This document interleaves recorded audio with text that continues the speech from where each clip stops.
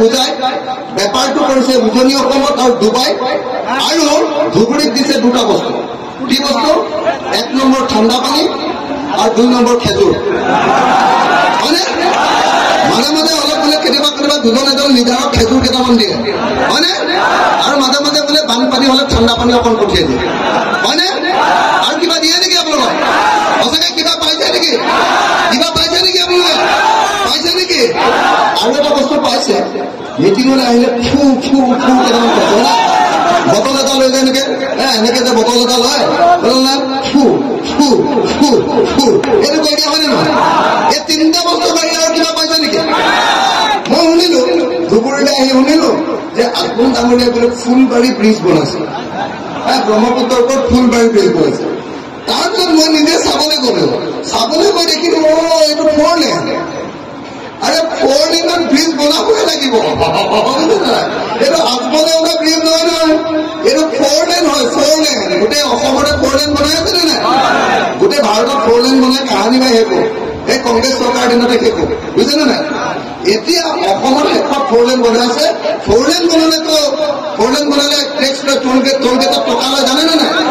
গাড়ী চলাবলৈ পইচা লয় জানে নে নাই তাৰ কাৰণেতো দলং বনাব লাগিব ব্ৰহ্মপুত্ৰৰ ওপৰত হয়নে নহয় সেইখনতো ভাই আজমল ডাঙৰীয়াই বনোৱা দলং নহয় আজমল ডাঙৰীয়াই বৰ মিছা কথা কয় নহয় জানো মিছা কথা কয় নে নকয় আজমল ডাঙৰীয়া মিছলীয়া মানুহ হয়নে নহয় কিন্তু অসমৰ আটাইতকৈ মিছলীয়া মানুহটোৰ নাম হিমন্ত বিশ্ব শৰ্মা হয়নে অসমৰ আটাইতকৈ মিছলীয়া আৰু দগাবাজ একদম মিছলীয়া 2 নম্বৰী মানুহজনৰ নাম হিমন্ত বিশ্ব শৰ্মা আৰু 2 নম্বৰজনৰ নাম আজমল হয়নে বদৰুদ্দিন আজমল 2 নম্বৰজনৰ হয় ন শ্ৰদ্ধেয় ৰাইজ মই আপোনালোকক ক'ব খুজিছো যে আজি যদি ৰকিবুল হুছেইন ডাঙৰীয়া ভোট দিয়ে তেতিয়াহ'লে কি হ'ব আৰু আজমল ডাঙৰীয়াক যদি ভোট দিয়ে তেতিয়াহ'লে কি হ'ব আপোনালোকে ভাবকচোন যোৱা 15 বছৰ যেতিয়া সমগ্ৰ অসমৰ মুছলমান সমাজৰ ওপৰত অত্যাচাৰ কৰি আছে বদৰুদ্দিন আজমল ডাঙৰীয়াই দিল্লীত কেতিয়াবা মুছলমানসকলক জীৱনৰ নিৰাপত্তাৰ কাৰণে কেতিয়াবা মাত দিয়া আপোনালোকে শুনিছে নেকি কেতিয়াবা শুনিছেনে আপোনালোকে শুনিছে নেকি শুনিছে নাই হয়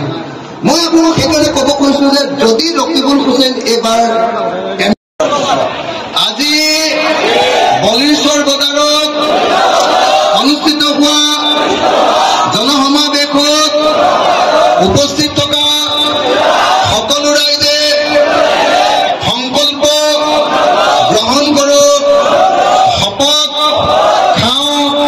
কসম খাওঁ যে আমি এইবাৰ AIDF-ক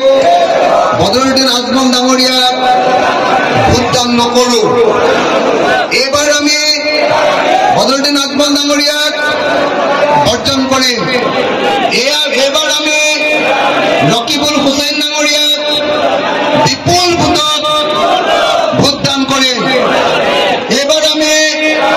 ৰকিবুল হুছেইন ডাঙৰীয়াক ধুবুৰীৰ লোকসভাৰ সাংসদ নিৰ্বাচিত কৰিম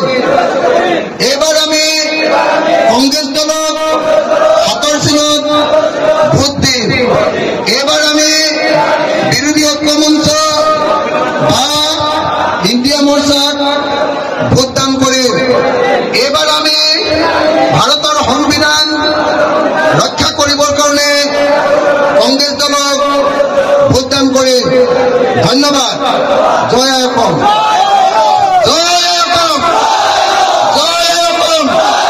রকিবুল হুছেইন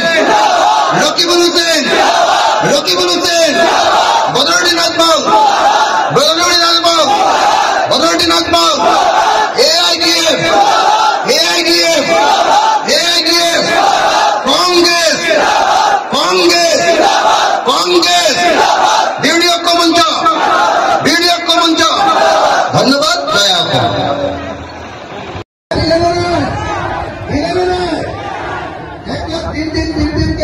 আমার মহিলার নাকত ধরে চাকত পড়ে আছে না হিমন্তই হয় না 1 লাখ 3 দিন বলে কয়ে আমার ছেলেরা পিতা শিখে গেছে অফিসে আমাদের যাওয়া না বিজেপি মিটিংলৈ যাওঁতে ফিটা শিখি গৈছে নে নাই মই আপোনালোকক ক'ব খুজিছো এই যে 10,000 টকাটো দিব 1 লাখ নিদিয়ে দেই 10,000 এই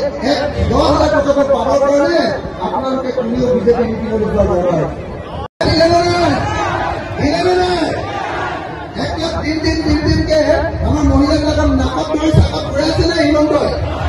হয় নে নহয় 1 লাখ দিন বুলি কৈ আমাৰ চেণ্ডেলৰ ফিটা ছিঙি গৈছে অফিচলৈ আহোঁতে যাওঁতে হয় নে নহয় বিজেপি মিটিঙলৈ যাওঁতে ফিটা ছিঙি গৈছে নে নাই মই আপোনালোকক ক'ব খুজিছো এই যে 10,000 টকাটো দিব 1 লাখ নিদিয়ে দেই 10,000 এই 10,000 টকাটো পাবৰ কাৰণে আপোনালোকে কোনেও বিজেপি মিটিঙলৈ যোৱা দৰকাৰ